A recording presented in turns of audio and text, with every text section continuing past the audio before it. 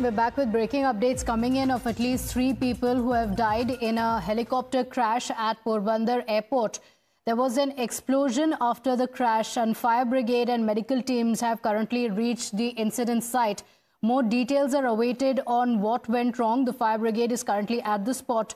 These are the visuals from the spot where immediately after the crash, thick plumes of smoke fill the air. My colleague Hiten is joining us on the broadcast with the details. Hiten, what are the details? We are told 3 people have lost their lives. Any more details of whether there were more people on board?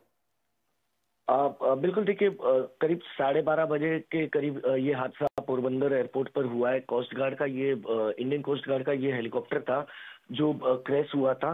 हालांकि इस हादसे में अब तक जो जानकारी निकल कर सामने आई है उसमें यही पता चला है कि हादसे के बाद एक धमाका होने के चलते आग जो है पूरी तरह फैल चुकी थी। उस आग पर काबू पाने की कोशिश की गई। हालांकि हादसे में 3 जवानों की मौत की खबर अब तक सामने आई है, लेकिन आधिकारिक तौर पर किसी भी प्रकार की कंफर्मेशन अब तक कोस्ट गार्ड की तरफ से या फिर पोरबंदर अथॉरिटी की तरफ से भी नहीं की गई है। हालांकि सिविल हॉस्पिटल कुछ लोगों को शिफ्ट किया गया है, वो जीवित है या फिर उनकी डेथ हुई है वो अब तक अथॉरिटी ने कंफर्म नहीं किया है।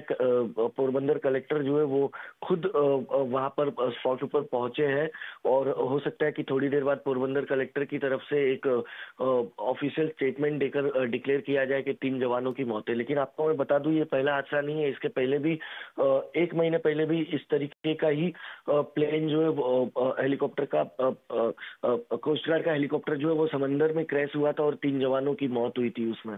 Okay, all right, Hiten, thank you for joining us with those details. A detailed investigation will be ordered to find out what exactly went wrong. With that, we're slipping into a short break here. We'll be right back. Stay with us.